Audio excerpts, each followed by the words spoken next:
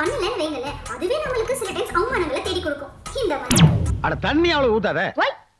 நிறைய தண்ணி குடிச்சா சாப்பிட முடியாதுல்ல. ஆமா, அப்படியே சாப்பிட்டுட்டாலும் நல்ல நறுக்கு நல்ல திங்காம என்னவோ திங்கவே தெரியாத மாதிரி அணில் மாதிரி பொரிச்சுட்டு இருக்கீங்களே. நல்லா சாப்பிட்டா தானே உடம்பு நல்லா இருக்கும். சாப்பிடுங்க.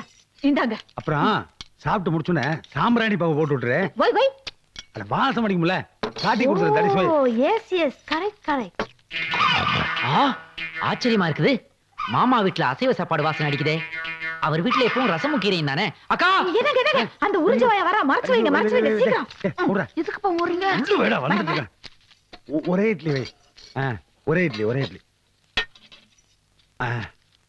கொஞ்சமா சட்னி ஊத்து.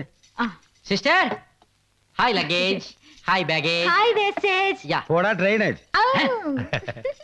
என்ன மார்னிங் டிஃபன் அடிக்கிறீங்களா? இத பார்த்தா மத்தியானம் சாப்பாடு மாதிரி தெரியுது உனக்கு? அதுக்கு இல்ல பங்காளி, இந்த இலை சைஸையும் உங்க சன்னு சைஸையும் வச்சு பாக்கும்போது இட்லி சைஸ் கம்மியா தெரியுதே. அதுக்காக நாங்க கேட்டேன். ஃபேமிலியோட டயட்ல இருக்கோம். குழந்தை சாப்பிடும்போது அப்படி எல்லாம் கண்ணு வைக்காதீங்க.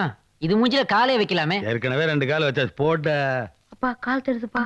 இவ்வளவு பெரிய உடம்புல கால் தெரிஞ்சா என்னடா ஆயிரும்? அப்பா நான் உன் கால சொல்லப்பா, கோழி கால.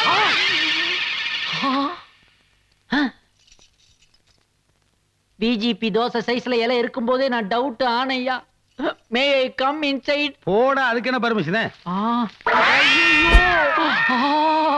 ஐயோ, நடக்கிறது, ஓடுறது, தாவுறது, குதிக்கிறது.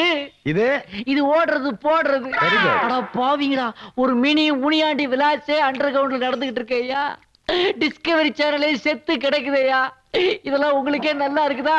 நல்லா இருக்கிறதுனால தானே சாப்பிடுற. போப்பா. நீங்க எல்லாம் வயிறு வெடிக்காம சாக மாட்டீங்க.